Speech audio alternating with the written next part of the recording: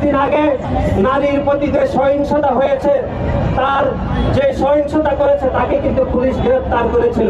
কিন্তু আমরা দেখেছি ঢাকা বিশ্ববিদ্যালয়ের ছাত্র শিবিরের সভাপতি সে দর্শক নারী নিপীড়নকারীকে তদবির করে কিন্তু থানা থেকে তাকে ছাড়িয়ে নিয়েছে। অন্তর্বর্তীকালীন সরকার আমাদের মনে হচ্ছে পৃথিবীর সব থেকে দুর্বল সরকার। এই অন্তর্বর্তীকালীন সরকারকে এদেশের সকল মানুষ সমর্থন দেওয়ার পরেও তারা আইন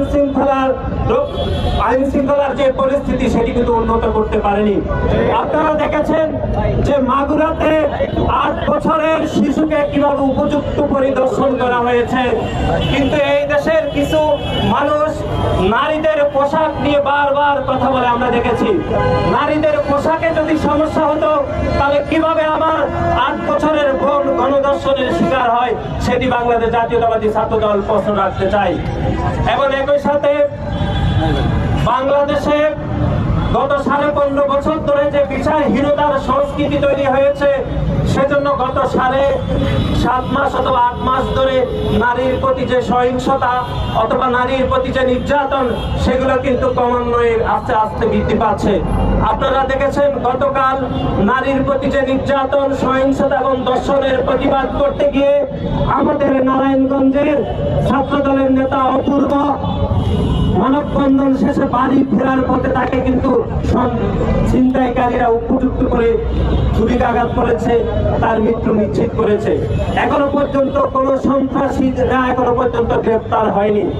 বাংলাদেশ জাতীয়তাবাদী ছাত্র দল উদাত্ত আহ্বান জানাচ্ছে যে অন্তর্বর্তীকালীন সরকারের অবশ্যই আইন শৃঙ্খলা প্রত্যেকটি পরিস্থিতি অত্যন্ত সতর্কতার সহিত অবলম্বন করতে হবে। এবং আপনারা দেখেছেন গত কয়েকদিন আগে নারীর প্রতি যে সহিংসতা হয়েছে, তার যে সহিংসতা করেছে তাকে কিন্তু পুলিশ গ্রেফতার করেছিল। কিন্তু আমরা দেখেছি ঢাকা বিশ্ববিদ্যালয়ের ছাত্র শিবিরের সভাপতি সে দর্শক নারী নিপীড়নকারীকে তদবির করে কিন্তু থানা থেকে তাকে ছাড়িয়ে নিয়েছিল। যে নতুন যে ছাত্র সংগঠন গঠিত হয়েছিল গণতান্ত্রিক ছাত্র সংসদের একজন কেন্দ্রীয় নেতা, যে ইতিমধ্যে সংগঠনের নেতারা যারা এখনো নারী নিপীড়নের পক্ষে তদবির করছে, তাদের বিষয়ে কিন্তু অন্তর্বর্তীকালীন সরকারের অত্যন্ত সতর্ক ব্যবস্থা গ্রহণ করা উচিত বলে